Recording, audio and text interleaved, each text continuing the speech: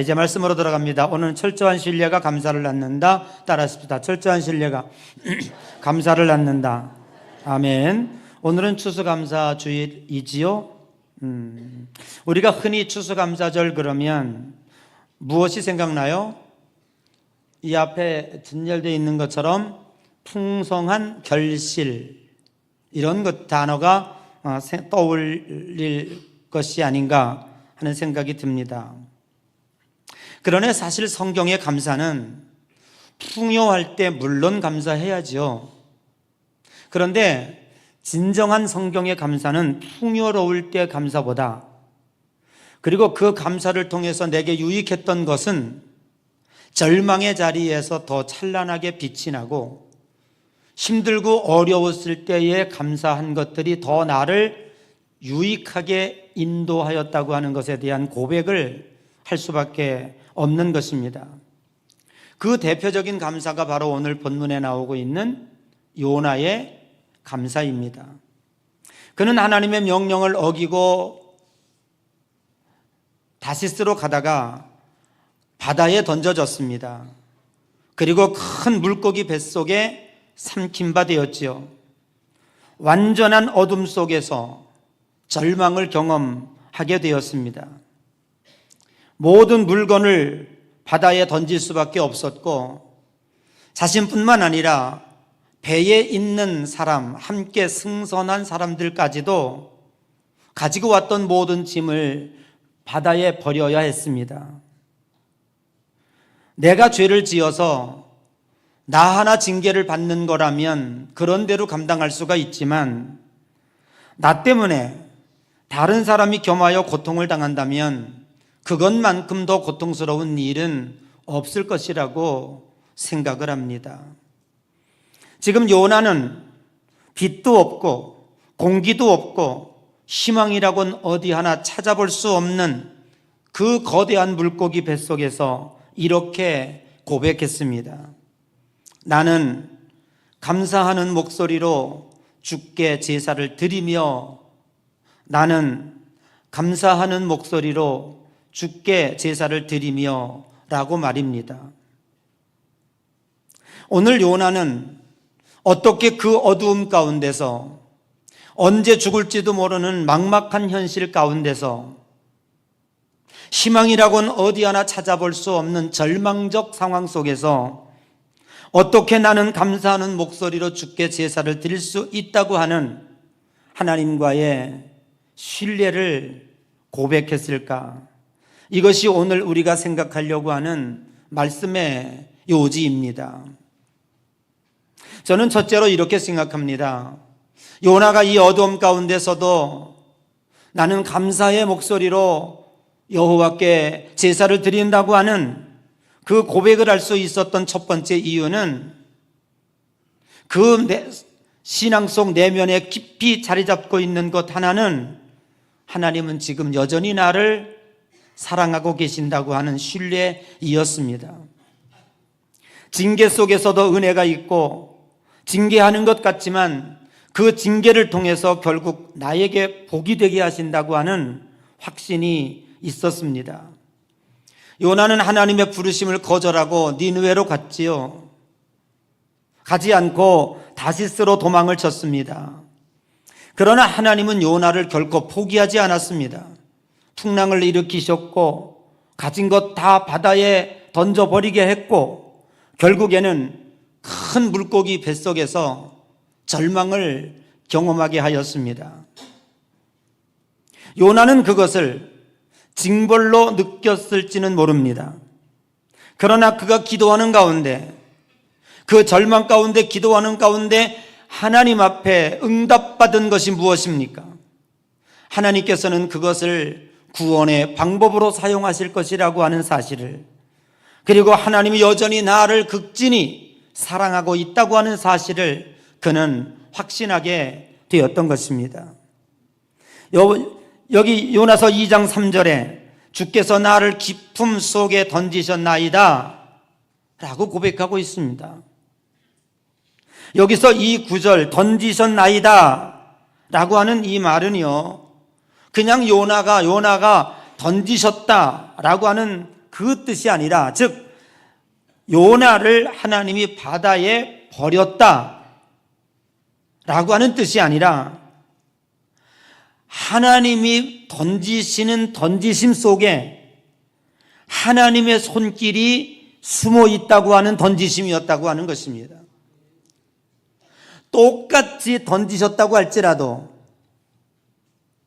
목표가 있는 던짐이 있고 그냥 언덕에서 쓰레기처럼 버려지는 던짐이 있습니다. 물리학적으로 볼 때는 똑같습니다. 힘이 가해져야 하고 그리고 어딘가 날아가야 하고 그리고 어떻게 충격을 받아 떨어져야 합니다. 그러나 하나님의 던지심은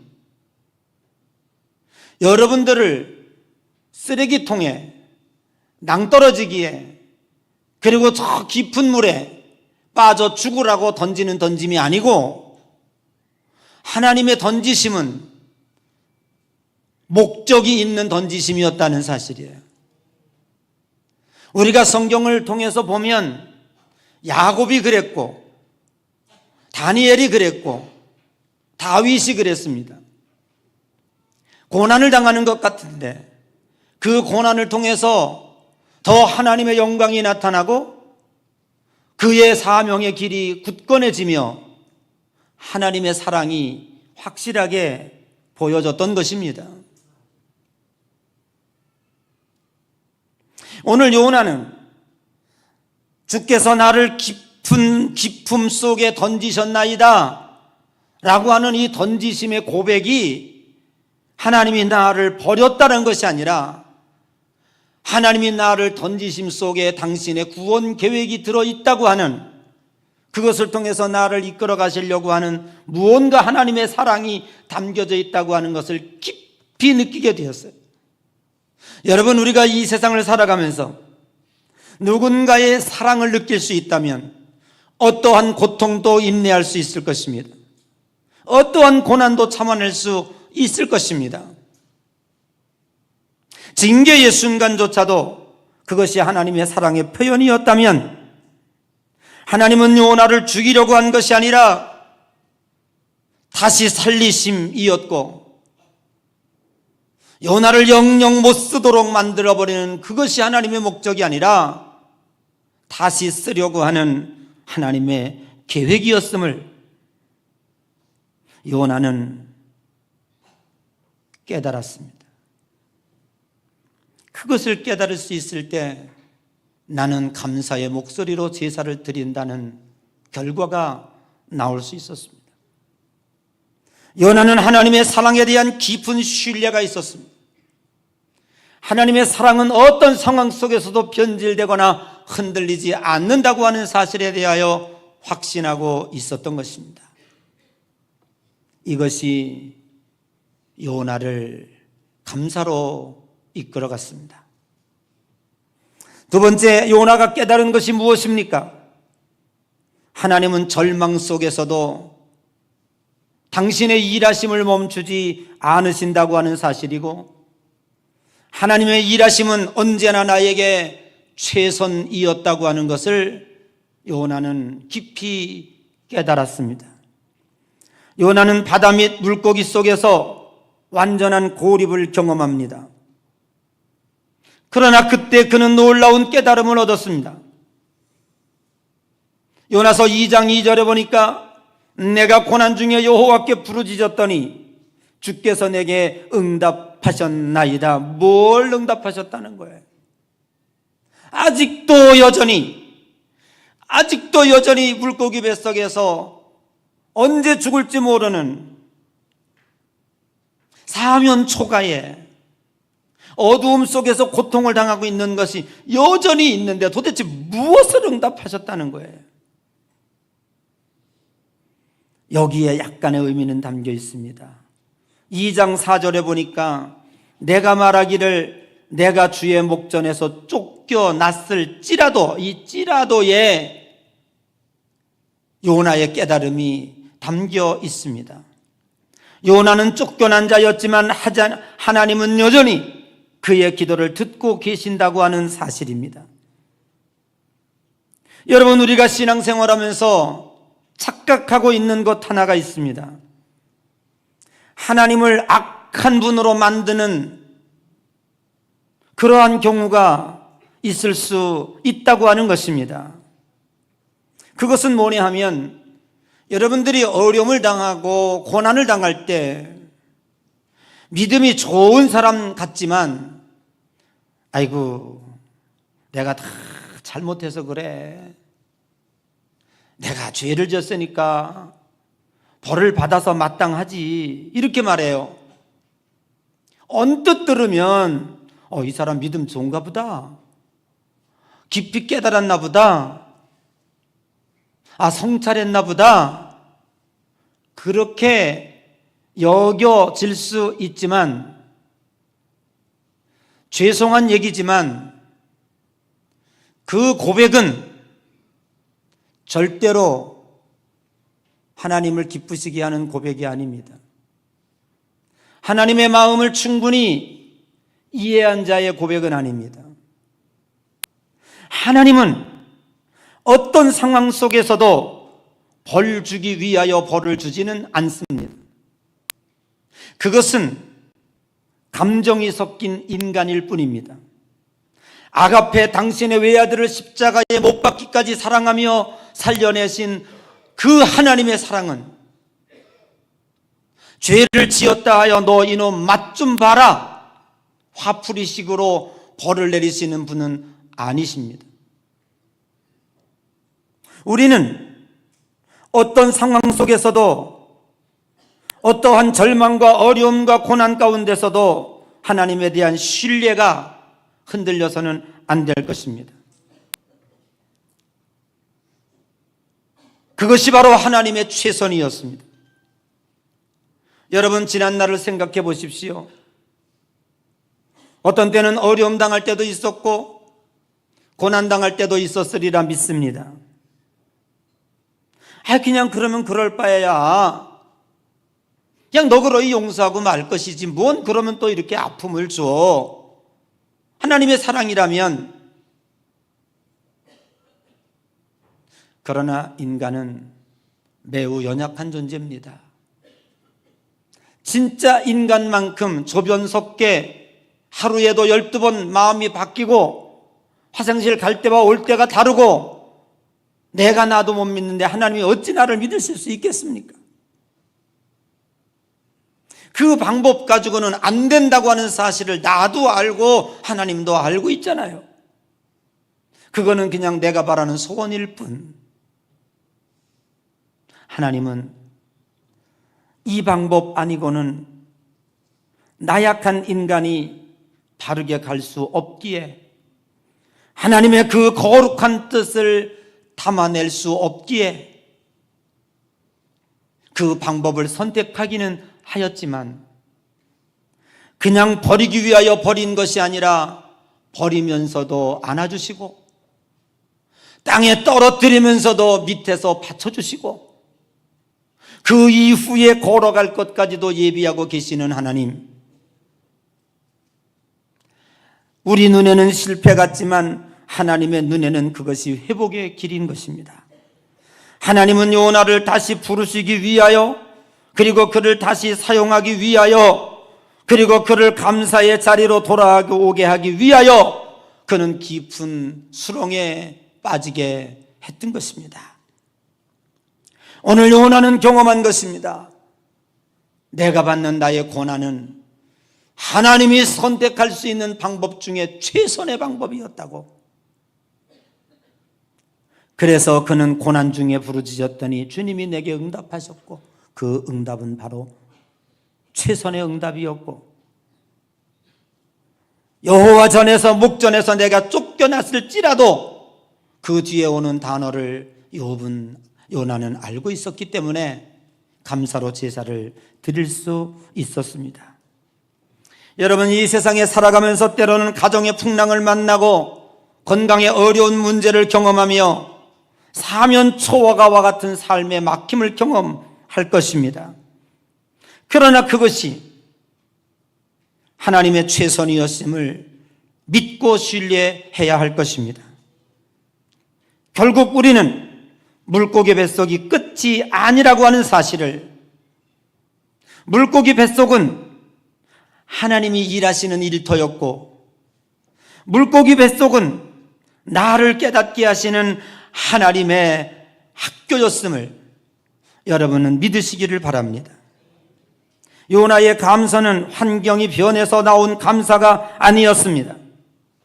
하나님은 언제나 나를 사랑하시고 지금 되어지는 이 모든 것들은 하나님이 나를 향한 최선의 방법이었음을 깨달았을 때 무한한 신뢰, 하나님에 대한 깊은 신뢰, 천지가 개벽을 해도 하나님에 대해서 불평하거나 원망할 수 있는 확고한 신뢰 안에서 그의 믿음의 고백이 나올 수 있었다고 하는 것입니다. 하나님의 목표는 분명했습니다. 모든 사람을 천국 백성으로 만드는 것입니다. 오늘 2장 9절에 보니까 구원은 여호와께 속하였다고 고백하고 있습니다. 요나는 물고기 뱃속에서 진리를 깨달았습니다. 그의 생명을 살리신 하나님은 단지 요나 한 사람의 안위를 위한 것이 아니라 모든 민족이 구원받기를 원하시는 하나님의 깊으신 뜻이 담겨 있음을 말입니다. 하나님의 목적은 우리 하나 잘 먹고 잘 사는 데 있지 않습니다. 이 세상에서 나 하나 잘 먹고 잘 살다가 뚱뚱 돼지로 죽게 할 것이라면 어찌 하나님이 그런 목표를 가졌겠습니까? 하나님의 목표는 우리 한 사람 구원받는 것도 중요하지만 나를 통하여 구원의 백성을 빛으로 인도해 주시고 천국 백성으로 세우기를 원하시는 하나님의 깊으신 뜻이 있음을 믿습니다. 모든 것으로 더러워져서 하늘나라에서 냄새나는 자가 아니라 깨끗한 세마포 새 옷으로 단장하여 천국 백성으로 입성키를 원하시는 하나님의 놀라우신 뜻과 경륜이 오늘도 우리의 삶에 작동되어지고 있고, 그것이 언제는 축복으로 그리고 언제는 채찍으로 최선의 방법으로 우리에게 다가온다고 하는 사실입니다. 요나는 고난 속에서도 하나님의 구원 계획을 다시 보았습니다. 그 깨달음이 바로 감사이었습니다.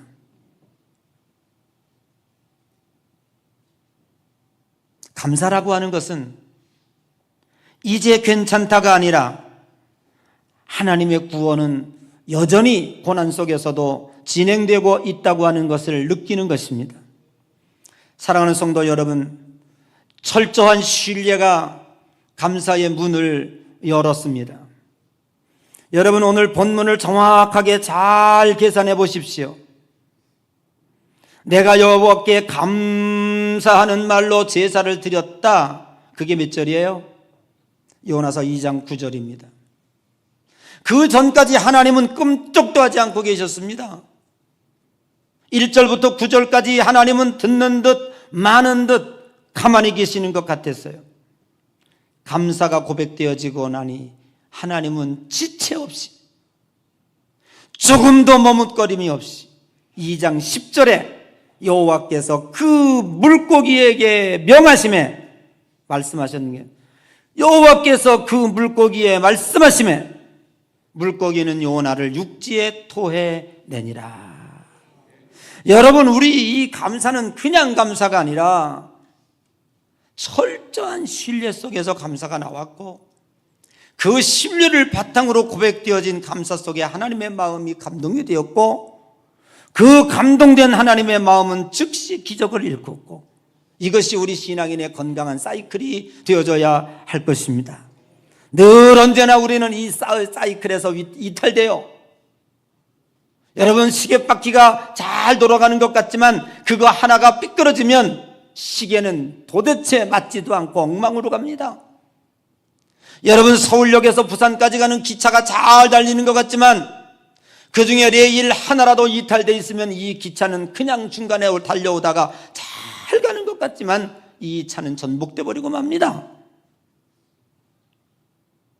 여러분, 우리는 요나가 겪은 이 사이클에서 하나도 빗나가지 아니하고 감사의 사이클까지 잘 여러분들이 운행해서 매일매일 기적의 역사를 경험하는 그러한 우리의 삶이 되어져야 될 줄로 믿습니다. 감사는 상황을 바꾸는 열쇠입니다. 요나는 감사할 때 그의 환경이 바뀌었고, 감사할 때 사명이 회복되었고, 감사할 때 더욱더 믿음이 깊어졌습니다. 여러분 확신하십시오. 하나님은 여전히 나를 사랑하신다고 말입니다. 징계 속에서도 징계 자체로 의미가 있는 것이 아니라 하나님은 나를 포기하지 않는 사랑을 지금도 가지고 계신다고 하는 것을, 혹시 하나님은 징계의 방법을 선택하였다 할지라도 그 선택은 나를 향한 최선의 선택이었음을 믿으십시오. 절망 중에서도 구원의 길을 예비하시는 하나님의 말씀을 믿으십시오. 하나님의 목표는 분명하였습니다. 저와 여러분을 건강한 천국 백성으로 만들어 저 하늘나라까지 들어갈 때까지 이 작동은, 이 역사는 계속 되어질 것입니다. 그러므로 우리는 결론적으로 여기서 요나의 감사는 어떤 감사이었는가? 오늘 요나처럼 우리도 현실의 바닷속에 있을 때가 있습니다. 하지만 그곳이 하나님이 함께 하시는 자리라면 우리는 감사의 말로 제사를 드릴 수 있을 것입니다. 그 밑에 깊게 흐르고 있는 것은 철저한 하나님에 대한 신뢰이었습니다. 요나가 신뢰한 것은 두 가지였고요. 하나님이 나를 여전히 사랑하신다. 그리고 하나님이 실패의 자리 속에서도 최선의 방법을 선택하시는 분이다라고 하는 사실입니다. 인생의 눈물 속에서도 하나님은 여러분을 천국 백성으로 빚으십니다. 힘들고 어려움 가운데서도 우리 속에서 구원의 계획을 베풀고 계십니다. 감사하게 기적의 문을 열 것입니다. 그리고 여러분을 이 혼란과 어려움 가운데 캄캄한 밤과 같은 어두운 현실 가운데서 다시 밝은 육지로 토해낼 수 있을 것입니다. 이 세상이 권하는 여러분을 더 이상 감사하는 성도들을 잡아둘 수가 없습니다. 그 안에서 고통을 겪게 할 수 없습니다. 하나님은 여러분을 그 어두운 현실에서 토해내도록 명령을 내리실 것입니다. 요나는 바닷속에서도 감사했고 그 감사가 그의 구원을 이루어내었습니다. 감사는 환경을 바꾸지 않아도 우리의 시선이 하나님에 대한 신뢰로 돌아간다면 감사는 믿음을 성숙하게 할 것이고, 결국 그 믿음의 감사는 요나를 토해냈던 기적이 일어나는 것처럼 여러분의 삶 가운데서도 시퍼렇게 살아계시는 하나님의 놀라운 기적의 역사들이 매일매일 여러분을 일구어 나갈 것이고 여러분을 감사의 고백으로 만들어 주실 것입니다.